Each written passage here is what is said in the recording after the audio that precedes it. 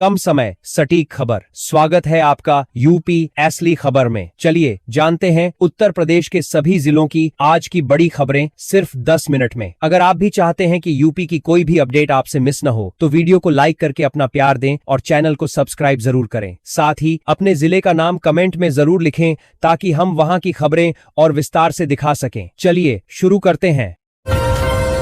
उत्तर प्रदेश में 1 फरवरी से जमीन रजिस्ट्री की प्रक्रिया में बड़ा बदलाव लागू हो गया है। अब सभी रजिस्ट्री में आधार आधारित बायोमेट्रिक वेरिफिकेशन अनिवार्य कर दिया गया है।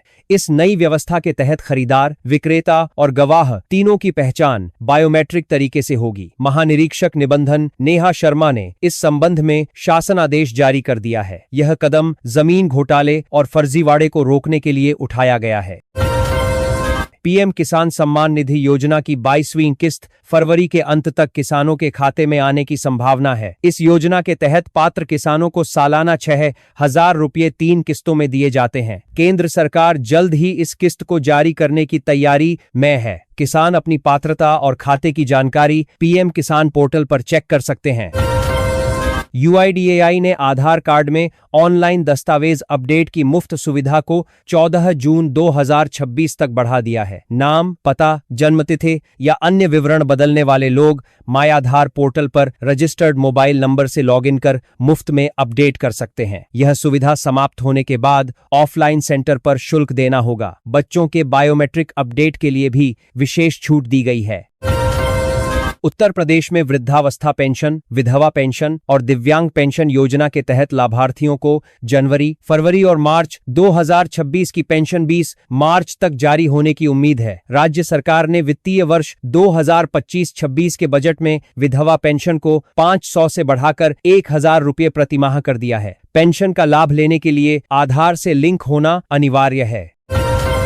यूपी बोर्ड कक्षा 10वीं और 12वीं के एडमिट कार्ड फरवरी के पहले सप्ताह में जारी होने की संभावना है। यूपी बोर्ड की वार्षिक परीक्षाएं 18 फरवरी से शुरू होने जा रही हैं। रेगुलर छात्रों के एडमिट कार्ड उनके स्कूलों को भेजे जाएंगे, जबकि प्राइवेट छात्र यूपीएमएसपी की आधिकारिक वेबसाइट से सीधे डाउनलोड कर सकेंगे। परीक्षा केंद्र में आधार कार्ड या स्कूल आईडी रखना अनिवार्य है।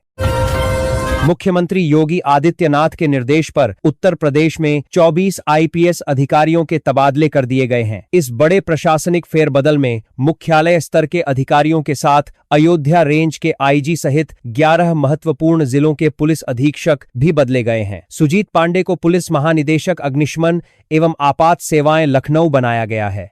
प्रवीण कुमार अपर पुलिस महानिदेशक लखनऊ जोन बनाए गए हैं। केंद्रीय गृह मंत्री अमित शाह 5 से 7 फरवरी तक जम्मू कश्मीर के 3 दिवसीय महत्वपूर्ण दौरे पर हैं। जम्मू कश्मीर के बजट सत्र और किश्तवाड़ व उधमपुर में जारी आतंकरोधी अभियानों के बीच हो रहा यह दौरा सुरक्षा की दृष्टि से अहम माना जा रहा है। मेरा के आच कर्मी के आच बरवर नाछी रहा है। शाह के दौरे से ठीक पहले कश्मीरी पंडितों की हत्या का एक पत्र वायरल हो गया है, जिससे सुरक्षा चिंताएं बढ़ गई हैं।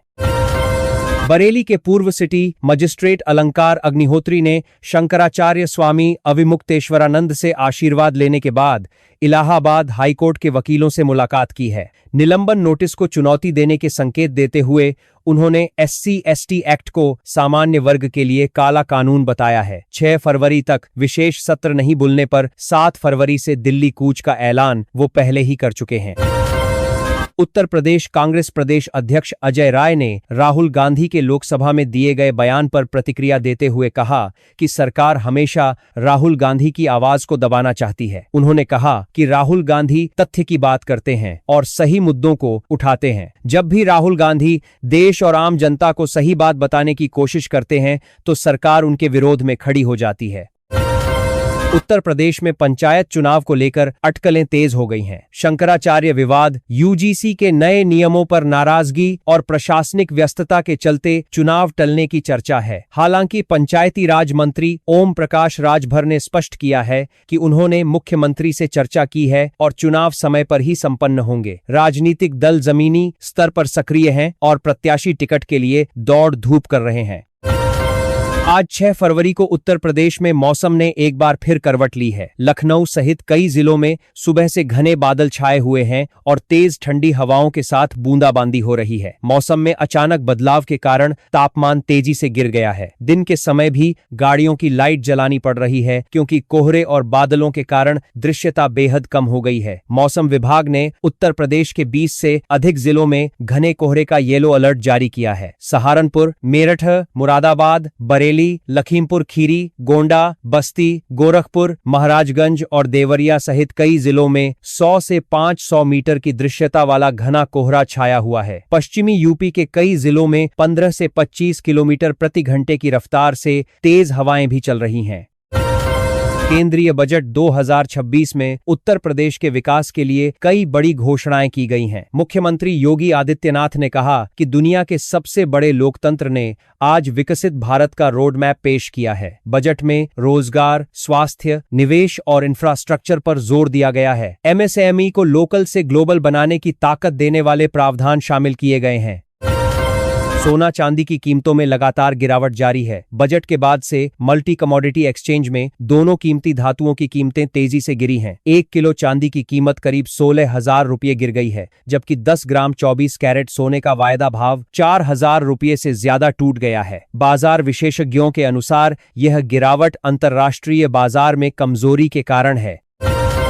उत्तर प्रदेश में राइट टू एजुकेशन के तहत रजिस्ट्रेशन शुरू हो गए हैं। प्रदेश में 6,80,000 सीटों पर प्राइवेट स्कूलों में गरीब और वंचित वर्ग के बच्चों के लिए मुफ्त दाखिला मिलेगा। अभिभावक आरटीई की आधिकारिक वेबसाइट पर जाकर ऑनलाइन आवेदन कर सकते हैं। इस योजना के तहत चयनित बच्चों की पूरी शिक्षा का खर्च सरकार वहन करेगी। आवेदन की अंतिम तिथि की घोषणा जल्द की जाएगी।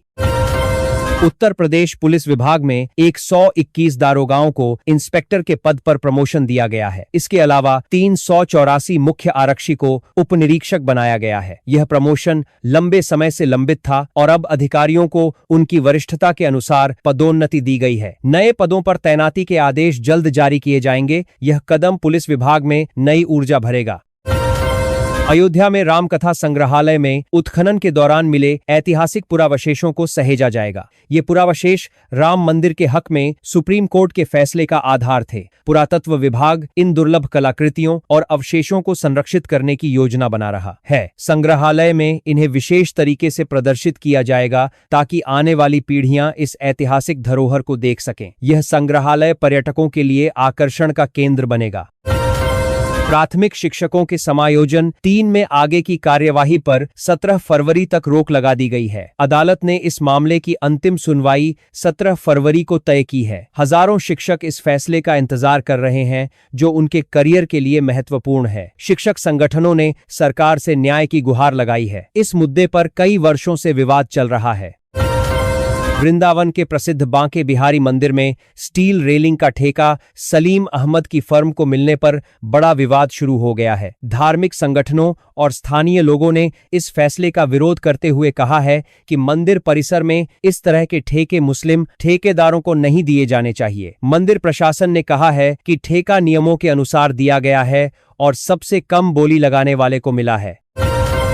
बस्ती जिले में लव जिहाद से जुड़े एक बड़े रैकेट का खुलासा हुआ है। आरोप है कि अजफरुल हक उर्फ प्रिंस और उसके गिरोह ने 300 से अधिक लड़कियों को प्रेम और शादी के झांसे में फंसाकर उनके आपत्तिजनक वीडियो बनाए। इन्हीं वीडियो के जरिए ब्लैकमेल कर कई लड़कियों को देश विदेश में देह व्यापार के लिए भेजा गया। पुलिस ने कई आरोपियों को गिरफ्तार कर लिया है और मामले की जांच जारी है। उत्तर प्रदेश में आयकर संग्रह से राज्य की सबसे बड़ी कमाई होने की संभावना है। राज्य में लगातार इनकम टैक्स देने वालों की संख्या बढ़ रही है, जो आर्थिक विकास का संकेत है। पिछले कुछ वर्षों में यूपी में व्यापार और उद्योग का तेजी से विस्तार हुआ है, जिससे कर आधार बढ़ा है। राज्य सरकार ने कारोबारियों और उद्यमियों के लिए अनुकूल माहौल बनाया है, जिसका सकारात्मक असर दिख रहा है। हाथरस के सीएमओ दफ्तर में 18 महीनों में दूसरी बार रिश्वतखोरी का खेल पकड़ा गया है। 2 साल में 7 लोग रिश्वत लेते हुए पकड़े गए हैं। लोकायुक्त की टीम ने छापेमारी कर एक कर्मचारी को रंगे हाथों रिश्वत लेते गिरफ्तार किया है। स्वास्थ्य विभाग में व्याप्त भ्रष्टाचार पर लगाम लगाने के लिए कड़ी कार्रवाई की जरूरत बताई जा रही है। जिला प्रशासन ने जांच के आदेश दिए हैं। अलीगढ़ में दुष्कर्म के एक आरोपी को अदालत ने दोषी करार दे दिया है, लेकिन सजा सुनाए जाने से पहले ही आरोपी फरार हो गया। अदालत ने पुलिस को आज आरोपी को पेश करने के आदेश दिए हैं। पुलिस आरोपी की तलाश में जुटी हुई है और जल्द गिरफ्तारी के दावे किए जा रहे हैं। पीड़िता के परिवार ने न्याय की मांग की है और कहा है कि आरोपी को कड़ी सजा मिलनी चाहिए। मौसम विभाग के अनुसार 7 फरवरी को एक नया पश्चिमी विक्षोभ उत्तर भारत को प्रभावित करेगा। इससे पहाड़ी क्षेत्रों में बर्फबारी और मैदानी इलाकों में बारिश की संभावना है। उत्तर प्रदेश में तापमान में 2 से 3 डिग्री की गिरावट आ सकती है। जम्मू कश्मीर, हिमाचल प्रदेश और उत्तराखंड में मध्यम से भारी बर्फबारी का अनुमान है। किसानों को फसलों की सुरक्षा के लिए सतर्क रहने की सलाह दी गई है।